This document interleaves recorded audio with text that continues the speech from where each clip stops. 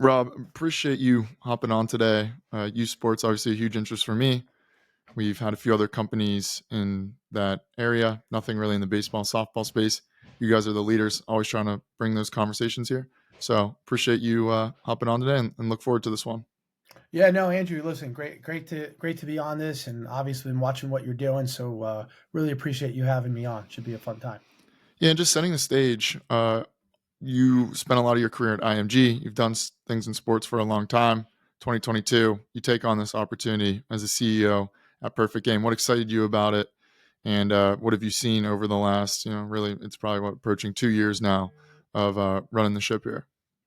Yeah, well, I mean, again, growing up, loved baseball. So obviously, I'm too old to have ever played in perfect game, of course, but obviously also at 20 years in IMG, I've been to India for cricket and Ireland for the Ryder Cup, America's Cup in New Zealand. So I've been all over the world. Is fortunate enough to have IMG was fortunate enough to represent every major property on the face of the earth, and have people in the Broadcasting Hall of Fame like Barry Frank and Sean McManus and others, Mark McCormick, guide me at some point over my history.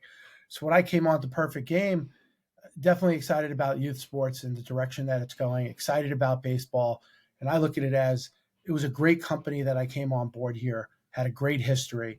And what we were looking to do is to take this elite brand, because I saw PG as a brand.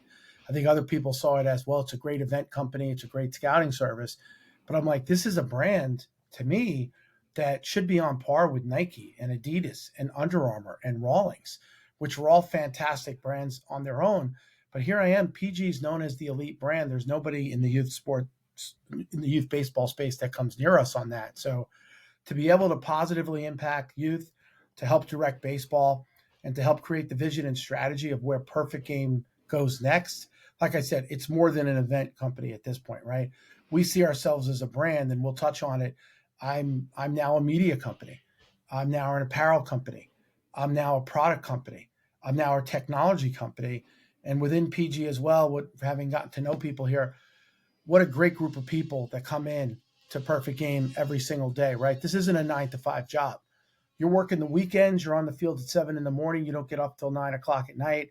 Like, and you're pushing the game of baseball forward for these kids. And I think we provide a great platform, a great brand, and we want a great business event.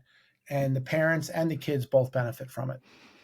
Yeah, and how do you think about the different segments of the business and intertwining them? Because there's no one way to do it. And think of the chicken and the egg scenario, even. But Nike maybe started in apparel, but now they have courts and they do certain things. And how you're approaching it like a brand, you started more on the event side. How do you think about adding properties or combining them all to create this flywheel effect? Maybe go into some of the different segments as well. I know you touched on a few of them, like media. Yeah, no. So the flywheel, again, I always look at it, and the hub of that flywheel is always going to be the events, the showcases, the tournaments, and the scouting. Nobody does it better than Perfect Game, right? But I'm like, okay, well, we need to be more than an event company, a showcase company. When we came into Perfect Game, nobody thought of it, like I said, as a brand. Nobody thought of it as a media company. So I looked at PG, and I tell this story. In the first meeting I was at Perfect Game 5 years ago, everybody came in wearing a shirt like this, but it had the Nike swoosh over here. Hmm. And I said, well, that's the last time anybody's wearing a Nike swoosh anymore, because the Perfect Game brand will stand on its own 2 feet. And so, Nike and PG separated. Nike was great to us as a time, but PG outgrew it, and like, let's stand on our own 2 feet. And here we are 5 years ago, maybe had a couple $100,000 in sales that are now in the tens of millions in 250 Dick's Sporting Goods stores, where our e-commerce partner is Dick's as well. And if you walk around to a Major League Baseball stadium or a PG event, you'll see a PG hat, you'll see a PG shirt, you see it all over the place. So that's one of the biggest elements of the flywheel. But then that leads to, we weren't doing media 4 years ago. Sure, we were sending out the tweet that this kid threw 95 miles per hour, which on a B2B basis, we need every swing, we need every pitch. But now I have PG.TV. I have millions of people watching on PG.TV right now. I'm on Roku. I'm on Fubo. I'm on Amazon Freecast. I'm on all these fast channels now. I think Roku last month alone, we had 1 million video downloads. Our social media is in the millions. Our impressions is in the 600 millions at this point, right? So we become a media and social media giant. Obviously, it's time to monetize that, and it's time for, where do you go next? It's time for the Gillettes and the Chase Banks of the world and the Allstates to start saying, "Hey, wait, Perfect Game sitting in the middle of the ecosystem where Gen Z and the Gen Alpha kids are. Who do you want to put a razor in a 15-year-old boy's hands that he might use for the rest of his life? Do you want to sign a kid up to a Chase Bank account for 25 bucks? You might have a customer for 60 years." So we're sitting on all that. The media can explode. The apparel's exploding. In terms of apparel, you know, we've taken a different approach. Like, and I'm not ripping on the vitamin waters or the Gatorades or anybody, but we look at it as more access to this Perfect Game platform is worth way more than that. So whether that's fees, whether it's equity in them, like we're launching drinks like Launch Hydrate now, which is out there, helping with that at the beginning.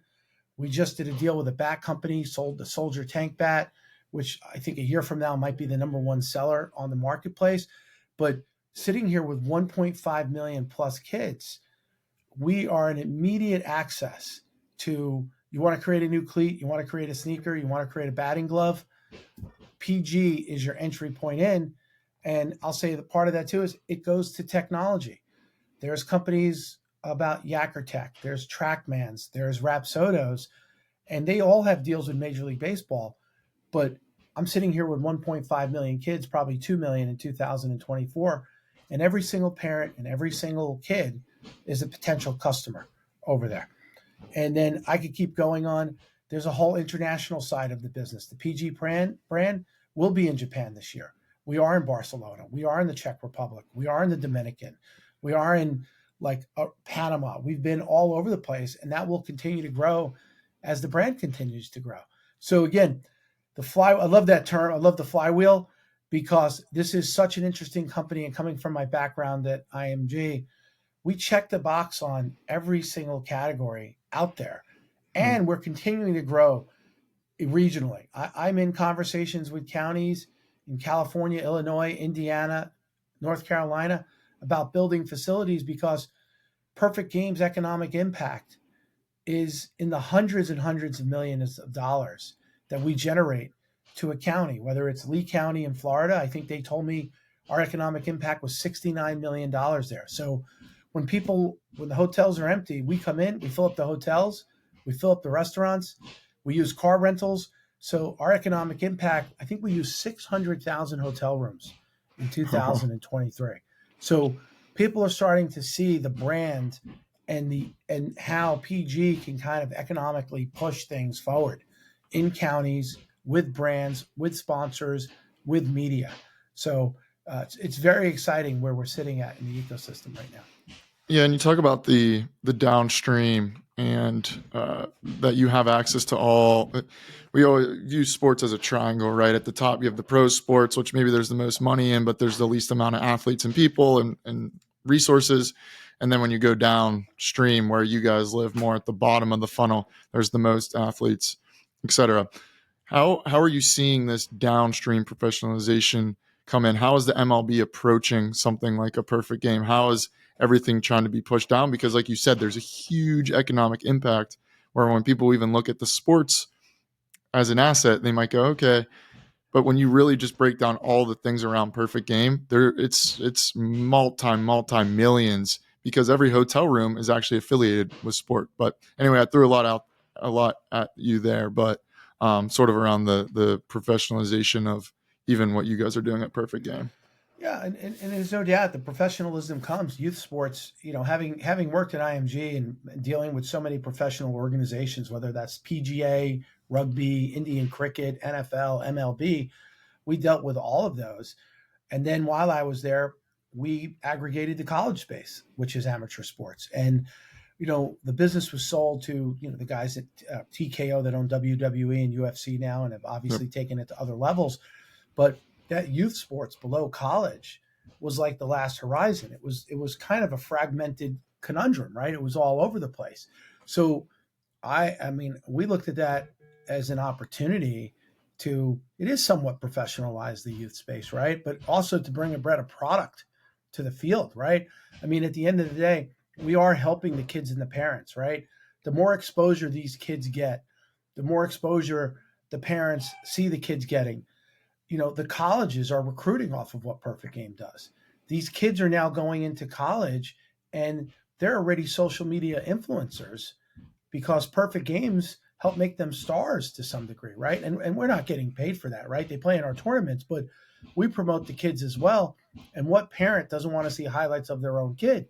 So when they go to a Vanderbilt or a Texas or whatever to play baseball, like nowadays with NIL money coming in, these kids are getting money. The parents are getting support to help pay for the college, career that they're embarking on. Right now, obviously, the dream is, hey, everybody wants to be a Major League Baseball player, right?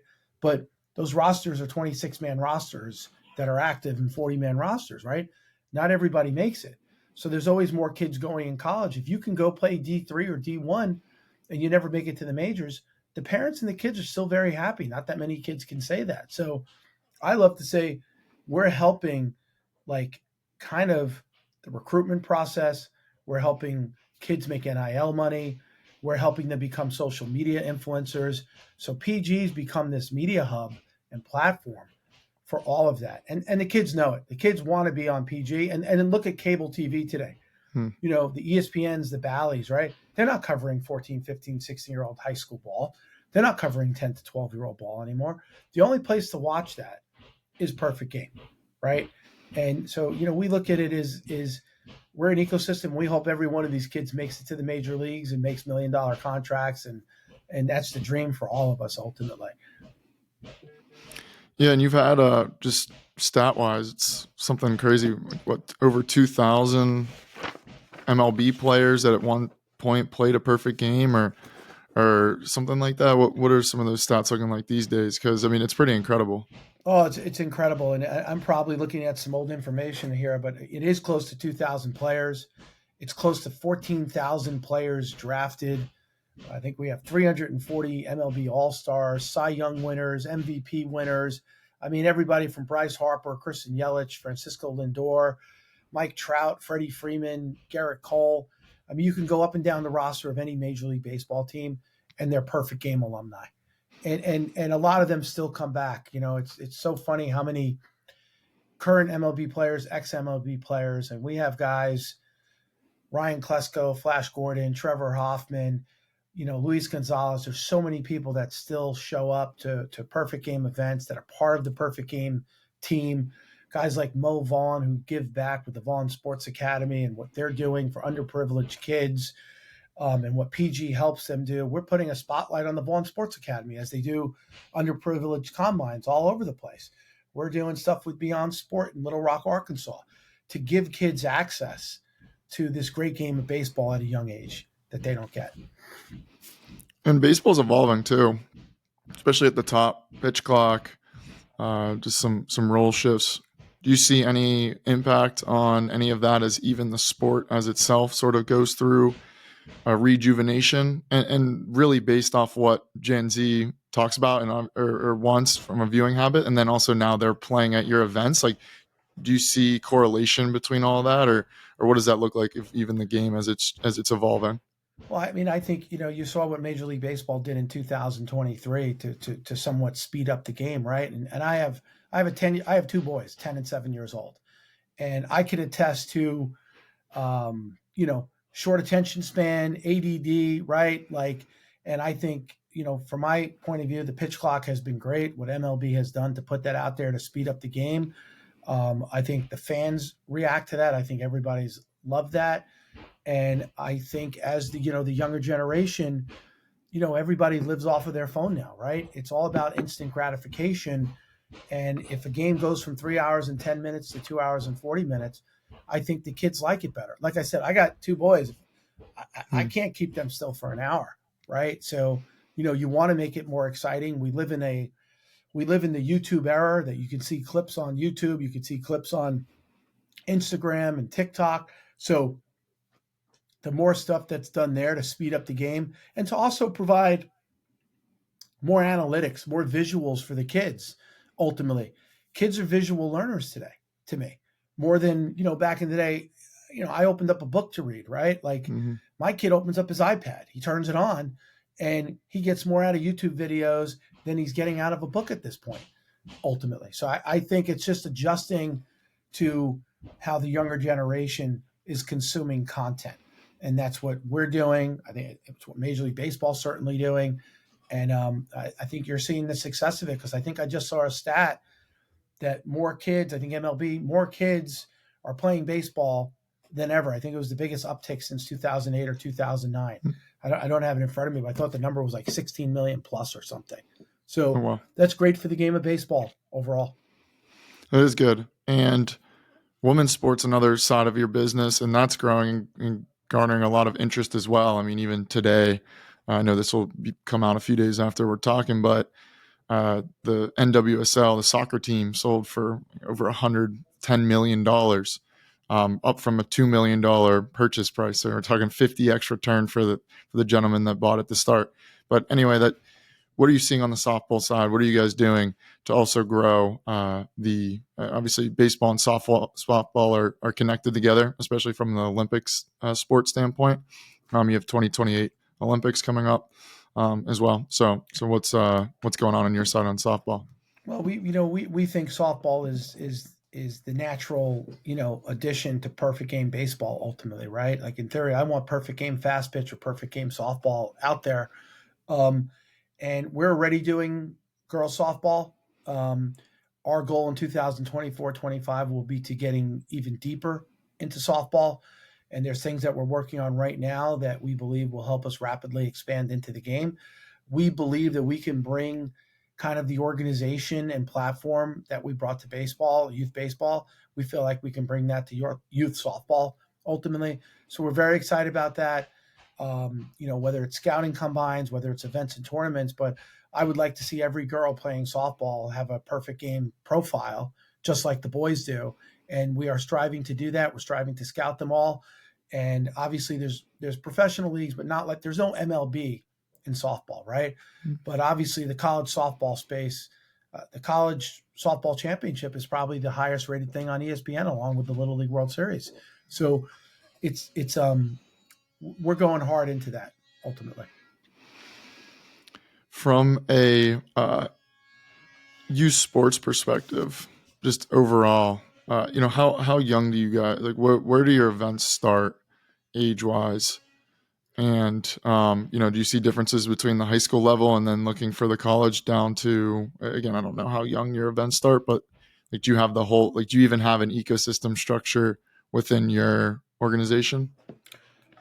We do. So when we came here into Perfect Game, myself and my partner Rick Thurman, um, who used to own Beverly Hills Sports Council, the baseball agency, so he's been in baseball his whole life.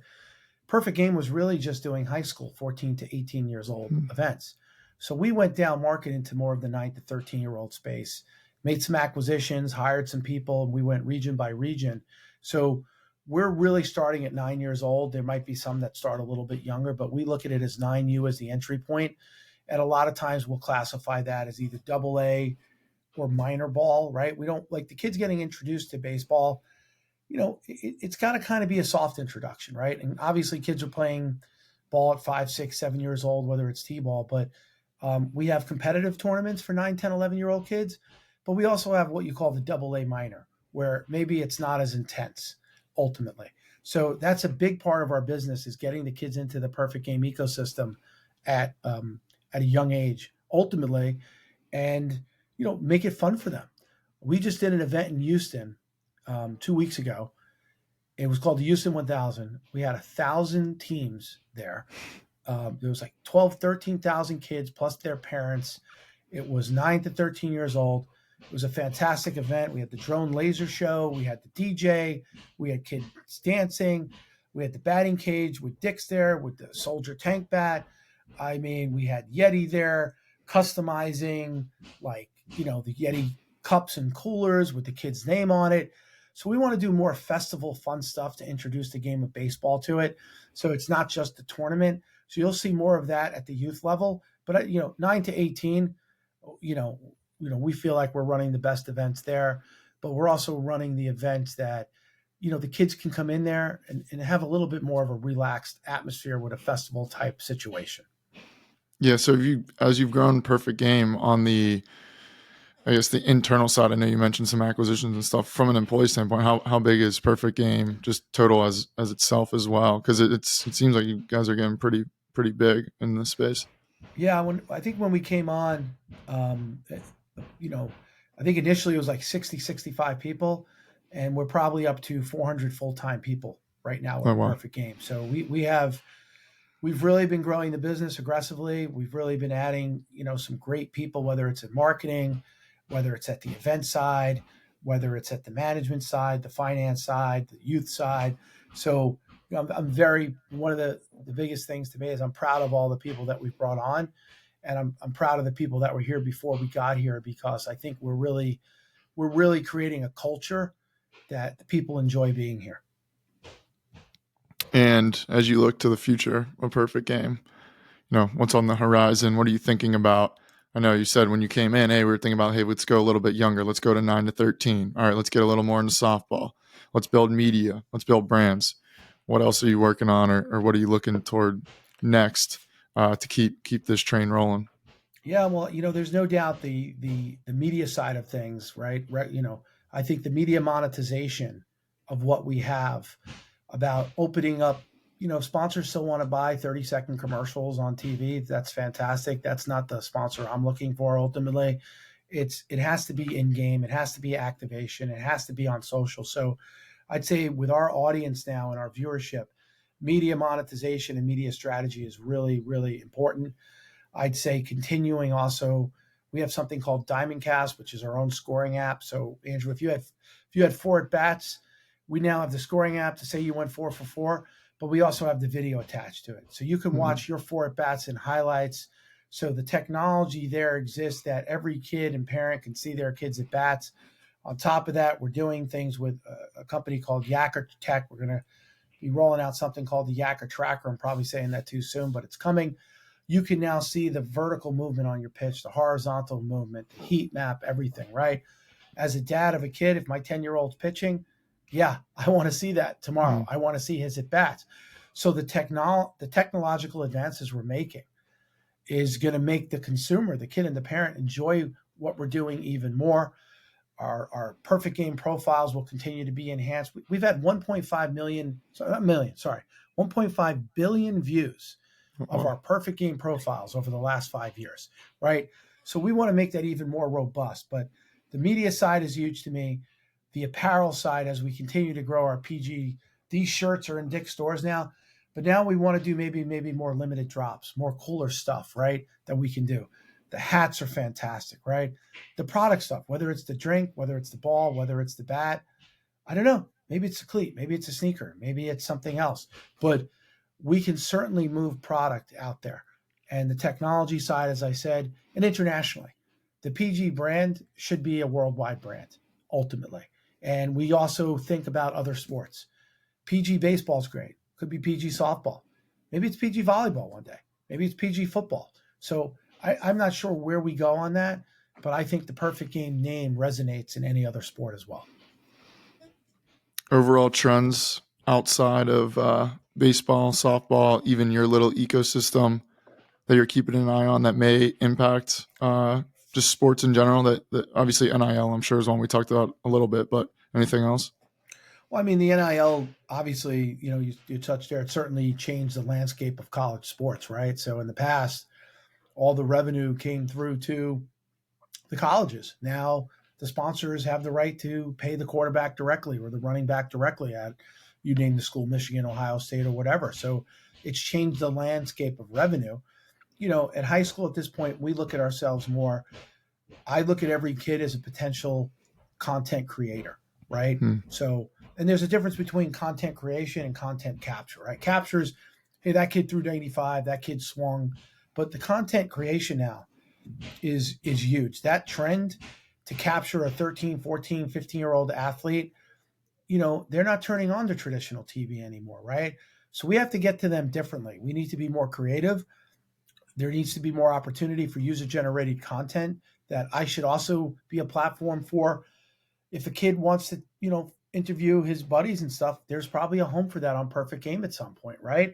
To some degree, it's almost like being the YouTube of baseball. Why Hmm. not? for youth baseball, that is, right? Obviously, MLB and colleges have their own stuff. But the trends too is it's what MLB did. Technology, pitch clocks, robo umps, right? The more detailed analytics that's taking over the game, right? That you know what a kid is throwing before you face them today, right? Which kid swings the bat the hardest before you face them today, or which pro does, right? So we're consumed with analytics. I think there'll be more video analytics that come into play over the next couple of years. And I think with technology, the cameras are getting more advanced, technology is getting more advanced. And, part of me sits back and knowing that we have this ecosystem, people are coming to us to test what they bring to the table. So that whole part of it, analytics and technology will continue to change the game.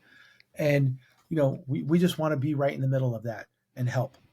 Yeah, I love it. Well, Rob, appreciate you coming on. Where can everyone else learn more? Websites, socials, anything Perfect Game to consume? Yeah, listen, everybody can go to perfectgame.org to catch up on us. You can catch Perfect Game USA on Instagram. You can catch it on Twitter, which is now X. You can catch us on TikTok, obviously YouTube. Please check out everything Perfect Game. We're kind of all over the place. So just go to your Google search and punch it in, or go to your phone, and it's there. I love it. Yeah, you're probably spring's right here. I'm sure you're in these last few weeks of, I don't want to call it relaxation, but before the wave hits coming into the spring and summer. Yeah, it's a 365-day a year job now, because we're playing in December, we're playing in January, and our media content needs to keep pushing out there. The apparel business keeps pushing out there, and it's just exciting. It's a fun place to be, and we try to make it fun for the kids, and we also hopefully make it fun for our staff, who I think really enjoy being here, and they love baseball and love being around the kids in baseball. Yeah, that's awesome.